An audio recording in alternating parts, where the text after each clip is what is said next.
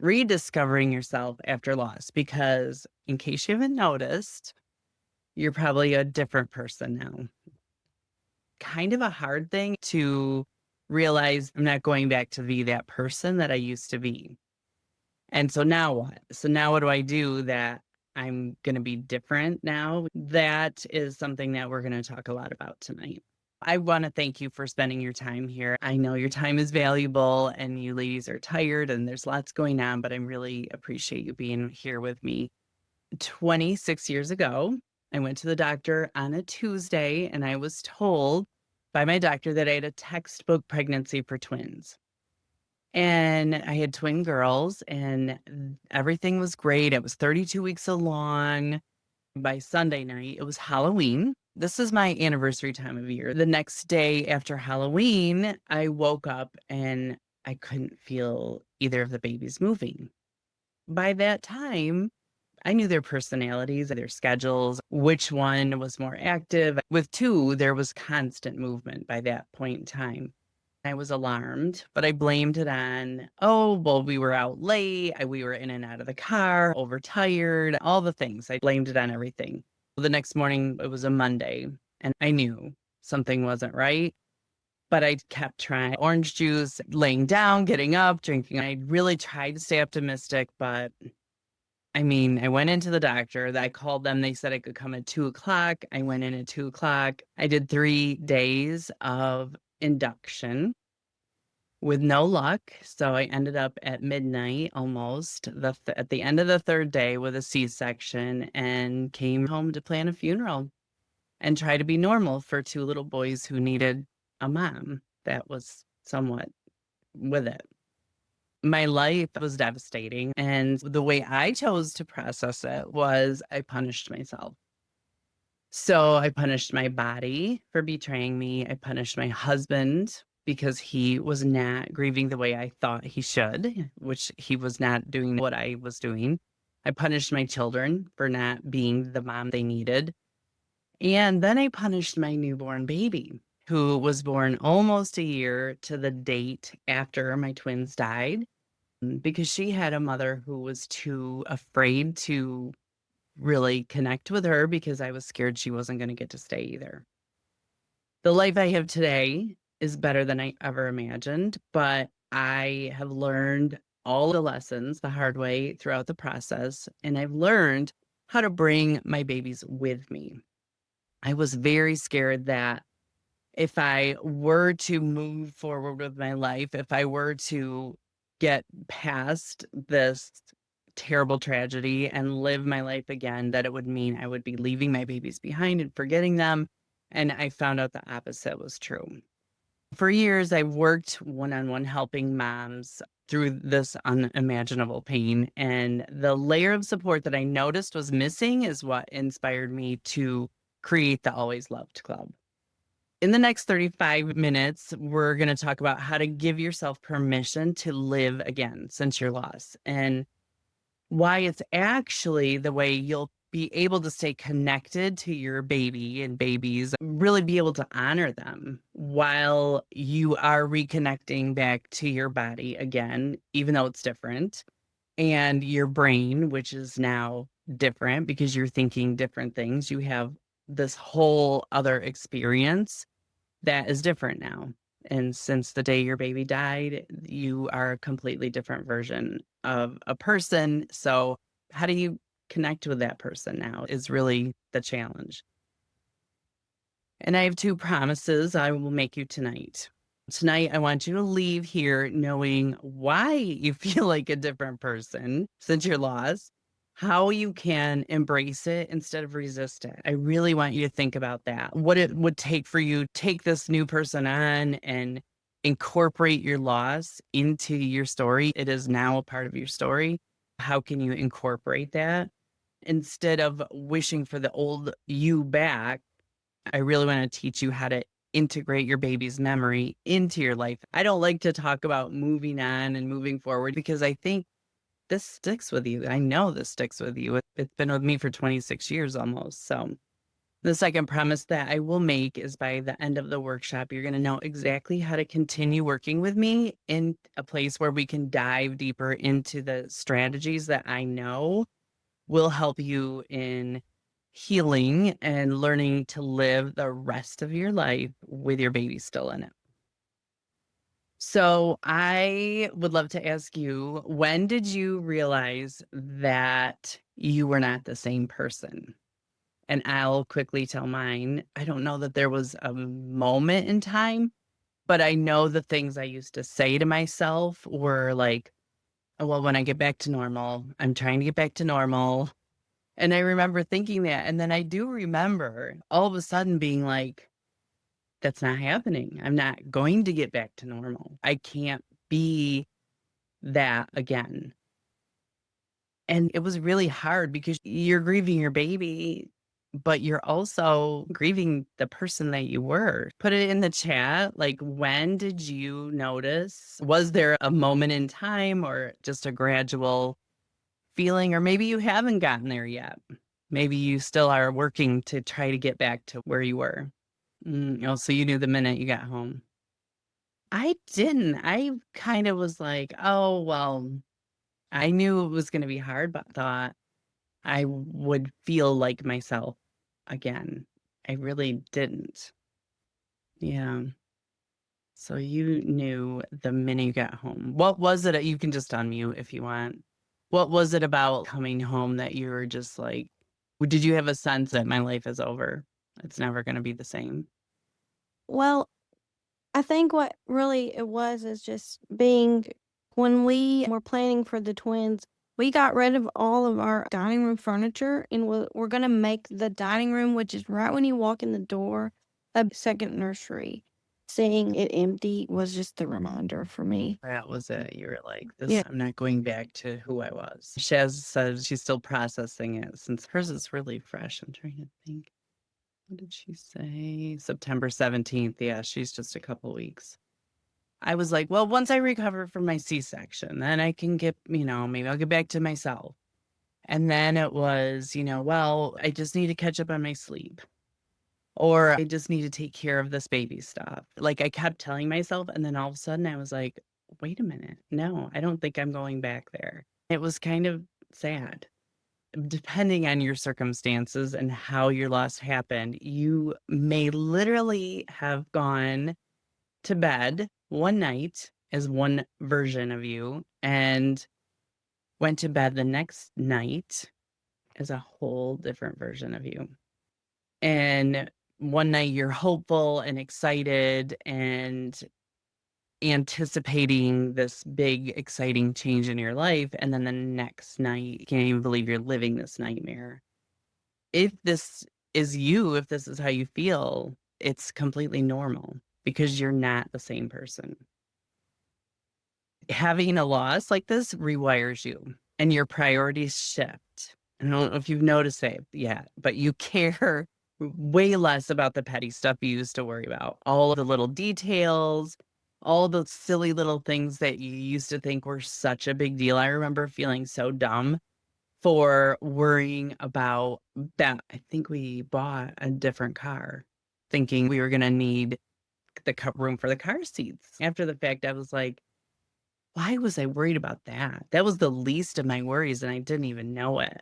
You worry about the stroller, or you're concerned about how you're going to bring your baby. What are they going to wear to come home? All of a sudden, you get a really sharp awareness about what is important in life and what's not. And the biggest shift I see in moms are the things that they once were passionate about, which I think that's the saddest thing. It's like you lose your passion. You lose your passion for things you used to enjoy doing, which also doesn't help because you lose your focus, your job, your career. Very often that will shift. It makes you reevaluate every single area of your life, where you want to spend your time and who you want to spend your time with, because you all of a sudden realize that your time is very precious. Your tolerance changes and you're not willing to put up with things or people that don't line up with who you are now. Those people that complain about their kids or being uncomfortable because they're pregnant or listening to them complain because they are going to have a boy and they really wanted a girl, or someone who had this big plan to do this birth, but then it ended up not being what they wanted. All you want to do is scream, it doesn't matter. Really, what matters is that you bring home a healthy baby. Who cares? Like you like don't complain to me about those things. I had a neighbor who had 2 boys and did in vitro for both. Then the 3rd time she got pregnant on her own, and it was a girl. And she told me she wanted to throw herself down the stairs when she was pregnant because she thought she was just gonna have the 2 boys, and then she had this surprise pregnancy. It ruined our friendship forever. I can't with those kind of people. Things like that stick with you because you're like, "Oh, how do people think like this?" You would much rather be up all night with that crying baby all day, every day, than be where you are right now. Your tolerance changes, you get very irritated, and I still do. It irritates me if someone complains about being pregnant. How dare you complain? It's hard to engage in small talk. Sometimes you really have no tolerance for a lot of nonsense. And your whole lens on your life completely changes. I know this probably sounds bad, but I do feel like this is one of the good parts of surviving this. I thought my life is ruined. My body is damaged. I hate my body now. I just found every reason to hate myself. Losing a baby really forces you to gain a new perspective. I know that because of this, it made me a much better mother to my kids that I do have. I know that it made me appreciate things more than maybe I would have before. It's common if you're feeling like you're living in a world where no one understands you. They don't understand because they can't see life from this perspective that you do now. And you gain an awareness about who and what are important and what doesn't belong in your life. I promise you will look back on this years later. I look back on it as the gift that my babies gave me, this perspective and awareness of what really matters in life. So I need to tell you, you're not broken. This was something I also said for lost moms. We really feel this. We feel that broken feeling because our future's broken, our body's broken. Maybe your relationship is broken. Lots of times that happens. There's a lot that feels broken after your loss, but it's not. It doesn't mean something's wrong with you. You've just changed. That's what you're feeling. And your grief brain is going to go to work and be on high alert and show you all the ways that you're no longer the same person. But I want you to know it's okay. It's okay. And there's some good that can come out of it. Your values and your priorities have fundamentally shifted because you've experienced something that most people can't even fathom. And because you've survived this tragedy, and for you or anyone else to expect you to be the same person after that is really unreasonable. So, what ways have you guys noticed that you've changed, or what's been the biggest shift for you? You can just unmute. Shaz says she's felt like there was a shift in her core when she delivered unexpectedly. I can relate to that too. What's that like when you delivered? Unexpectedly. In what ways have you noticed that your perspective has changed? What do you appreciate more that you didn't before? What kinds of things are you not willing to tolerate anymore that you used to? Only thing I can think of is kind of a similar thing like we went to get together with my neighbors, and one of the neighbors is pregnant. She felt left out because everybody was having drinks, and she was like, "I wanna be drinking," and in my head and she knows everything that went on. But in my head, I wanted to say, "But I wanna be pregnant. I should be pregnant right now." I would not drink for the next 6 years if I could be pregnant. Yeah, exactly, like Yeah. Anyways, that kind of stuff. Yeah. That And it's like, is I know she knows, but it's like also you can't I don't understand how you would say that in front of me. why would you? Yeah. Right. Um, Why would she? and She maybe that's selfish of me to think that she would think so. No, I know. No, seems insensitive for sure. Yeah. It does, but yeah. No, I know. I don't know how you don't think of that. We had our friend over for dinner last night, and his wife just died 2 months ago. And it was really, I felt almost guilty because my husband and I are sitting there in this brand new kitchen in our house and we were showing him around. Like we have this great, exciting life. And Yeah. here he is, barely making it day to day. And I was very careful not to say anything insensitive, but still, it's just that awareness, Mhm. which I think I do have now, and you do too now. Yeah. You won't And maybe it's like never an forget it. oversensitive, like I would have not ever thought of something to brush me the wrong way until this happened. How about you, Shaz? So is there anything that you've noticed? I might feel like it's oversensitive, but I don't think it is. I think it's an awareness. I think it's a good thing. I look at life differently. I feel like every single person is a miracle. It's a miracle that I'm even here. Mm. I Or love even that. finding signs of heaven or like his presence. So like seeing baby butterflies or moths. Like would have never thought that before. Or seeing rainbows. I look for signs. You look for things. You would have been like, just, Okay, but like, oh, it's another ah. rainbow. But now I'm like, thank you for putting a rainbow there. I love that. Yes. So, as if there's not enough changes with your brain trying to process your loss, you're also left with a body that you sometimes don't recognize. Does anyone feel that? Crystal's shaking her head, yes. I was so angry with my body. I think the biggest punch in the face for me was the milk. I had all this milk for babies that weren't there. How does your body not know? Expected it to know for some reason. And then I was annoyed at the C-section scar, the saggy skin, stretch marks, everything. Those things didn't bother me the first 2 times. I had 2 older boys. Didn't bother me then because those are like, it's the price you pay and it's okay. When you have healthy babies, it's fine. But this time it was terrible and I couldn't even look at myself. I completely disconnected from my body and self-sabotaged. I put on weight, I stomach issues, which I think was also stress. And I hated everything about my body. It's really common to feel like your body failed you. We are told from little girls that our body is, we're going to grow up and we're going to have babies. And like, it's just what we're meant to do, right? Like, it's supposed to be easy for us. Your body failed to do the one thing it was supposed to do. So to be angry and disappointed with it is really normal.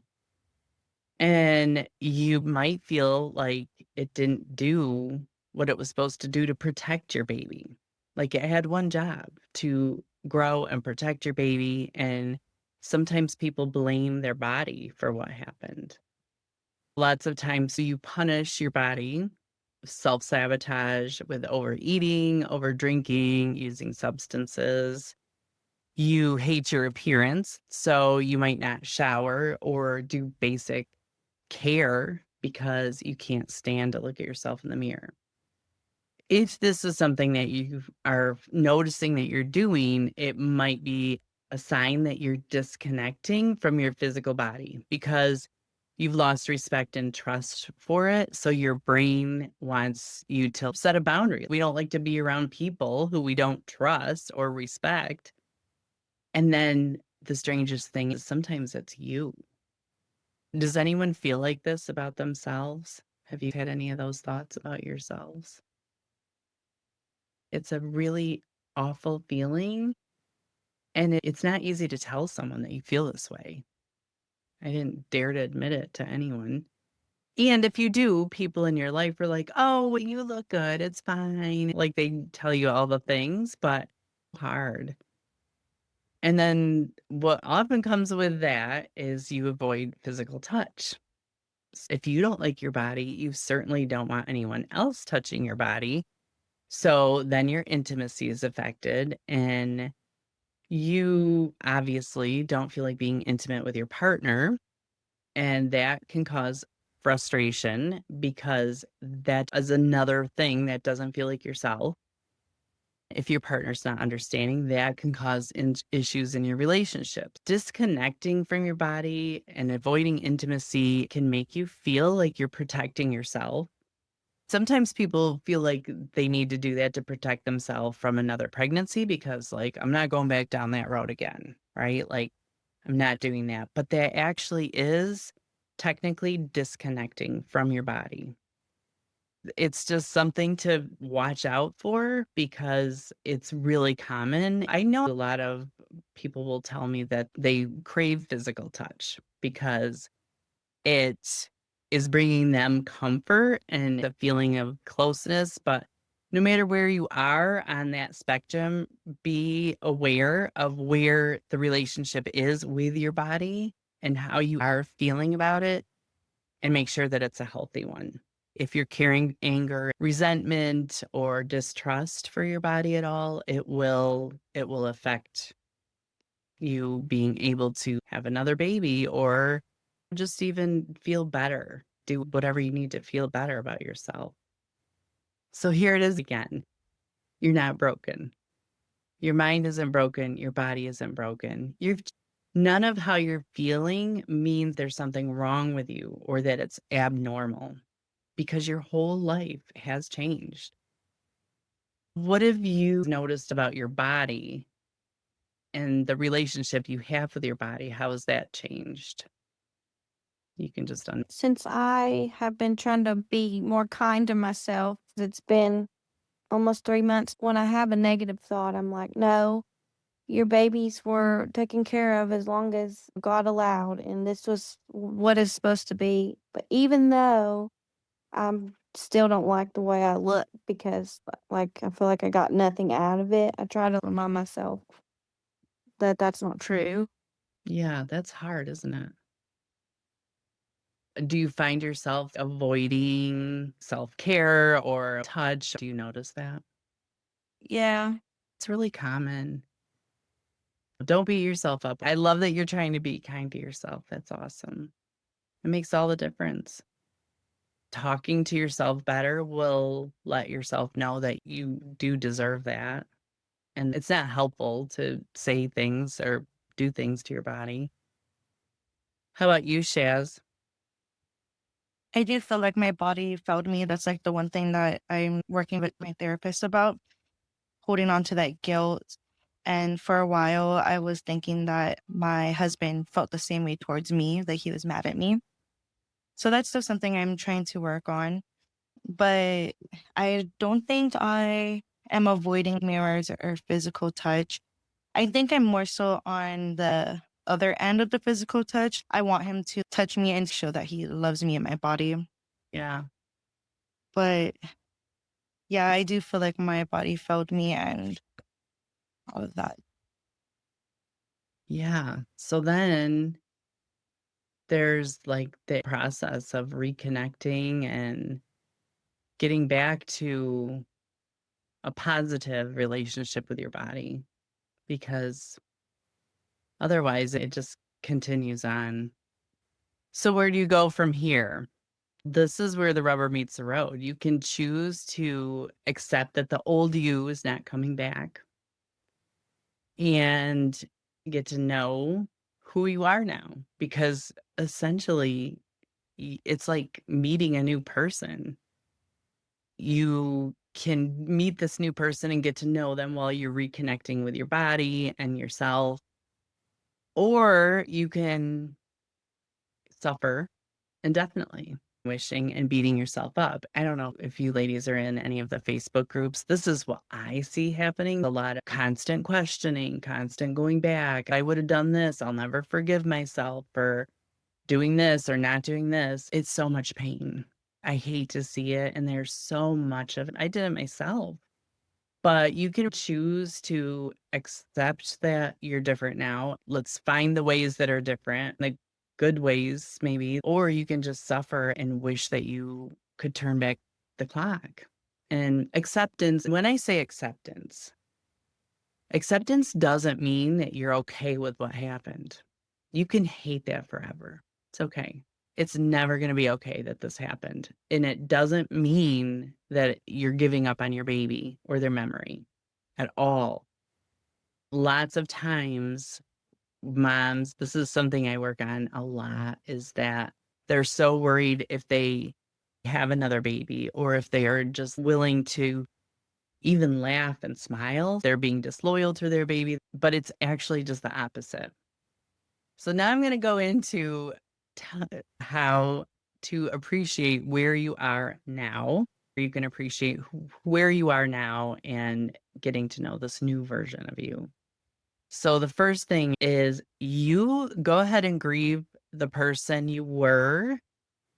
You can miss the old person. It's okay, because I miss her.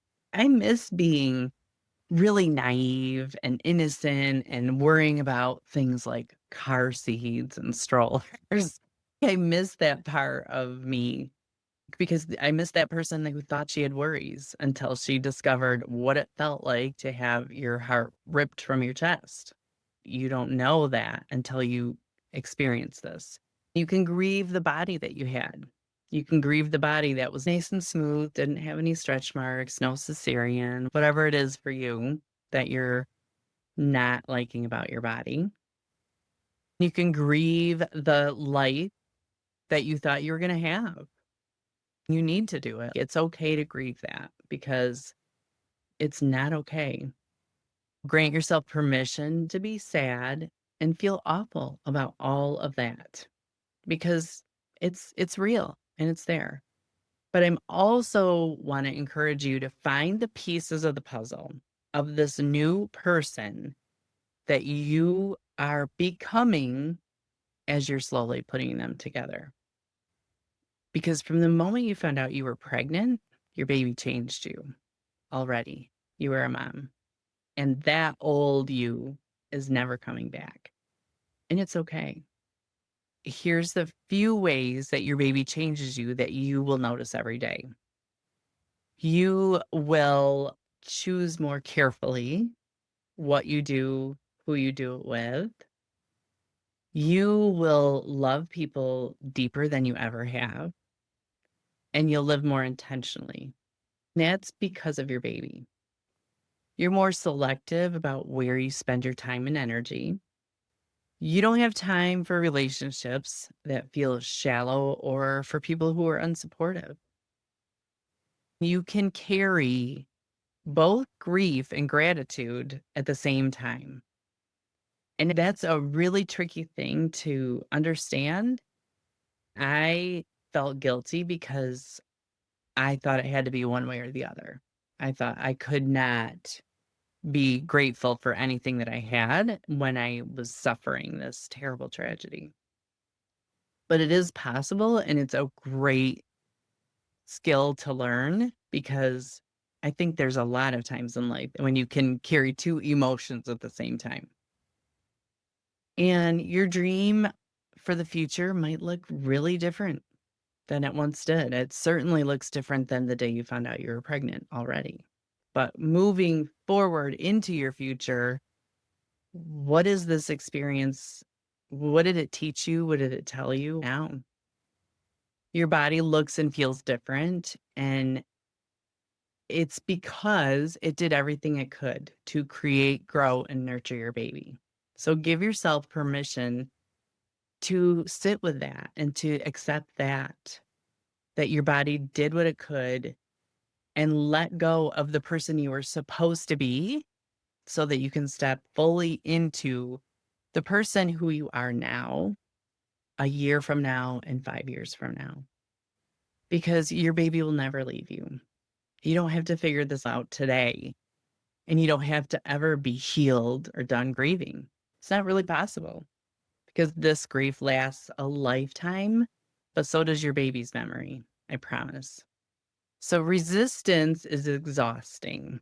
Resisting change, resisting who we are now, that is exhausting and it keeps you stuck.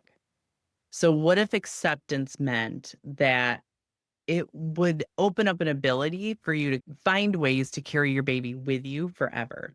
Like, I loved what Shaz said about seeing the rainbows and the butterflies. That is that ability for you to be able to carry your baby with you forever. And you're integrating them into your everyday life because you are open to seeing that. So I can show you how. So I don't know what specifically brought you here tonight to be with me. I'm glad you're here. And I know you're at a crossroads with your grief. There's two choices. Do you want to take the road that has a proven path on how to live with your grief for the rest of your life? Or do you want to do it all by yourself? Not having a path looks like doing it alone, scrolling the web for answers. Maybe you're in those unhelpful groups in Facebook that don't really have any answers or guidance. Maybe you're in therapy, but you're frustrated because your therapist doesn't have experience with what you're dealing with. So you leave feeling worse. And maybe you're looking for ways to stop the suffering, but it's confusing. So you just stuff it down and pretend you're okay. That was me. I did a lot of that. What I would have loved was for there to be a path that I could take to help me learn to release my guilt for good, because it would serve not just in this area of my life, but lots of areas of my life. What if it taught you to gain confidence to handle any situation so you no longer have to worry about being at a loss for words when grief sneaks up on you unexpectedly or find yourself stuck in an awkward situation? And then imagine being in a community of other moms just like you to have expert help from someone who's trained and been there. And you can learn new ways that will serve you the whole rest of your life because this baby loss is not going away. So that's why I'm inviting you to join me in my Always Loved Club. It's a brand new membership. I'm kicking off this month. In here, we remember our babies and know that they are always loved because they are with us forever. Learning to live with losing your baby takes time and intention. Moms are not supposed to lose their babies. And the people around you don't always know how to help. In this club, you'll never have to explain why you're not over it. This is a place for you. This is the place you wish you knew about the first day you found out you were losing your baby. You'll be in a place where you can say all the things that you can't say to other people, and you'll be understood. You'll have access to it's a group chat where you can get help anytime you need it or just chat with other people, whether it's during the day when grief is weighing on you or at 3 a.m. during a sleepless night. You'll have access to any replays of workshops that we do, including this one, and all the topics that are really important to you as you are learning to live this life without your baby. I'll show you how to integrate your baby's memory into everyday life so that you never have to feel like living equals forgetting or that you have to make a choice. Staying stuck in pain is not a necessity to remembering your baby. And I'll teach you that living life is truly the key to honoring your baby's memory. It took me a long time to figure that out. But once I realized, it opened up everything for me. As a founding member of this incredible group, together we are going to create the place to be for all moms who have lost their babies because it's the most supportive option out there. And I've looked at everything, but it's built for and by other moms who know what it's like. So together we can celebrate each other's babies, cheer each other on, and create the kind of lives for yourself that your baby would be proud of. This is a peek inside of the app. These are some of the categories that are there just for you, so you can feel completely supported by the other moms in there. I'm in there all the time. If you join right now, you'll get the special introductory price for only $20 for the first month. It's $47 a month after that. You can cancel anytime. But for less than $2 a day, you can have a coach in your pocket anytime you want. You can sign up by going to navigatingbabyloss.com/club and use the code ALC20 to get started today.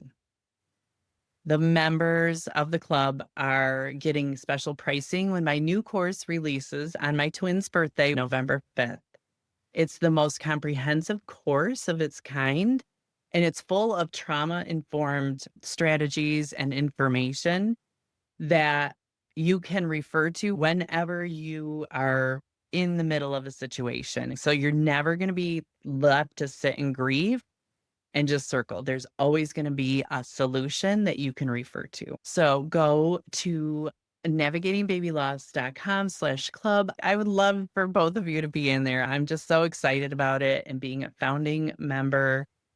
We can create this space. I do a lot of one-on-one coaching, but what my clients always want is they want to know what other moms are doing. They want to know what other moms are feeling and how they are working through things. I think this is the missing piece for everyone. So next week we are talking about special days and holidays because they're coming. A hard time of year for me too. This is like my anniversary time. I'm going to give you all the things that have helped me get through this time of year.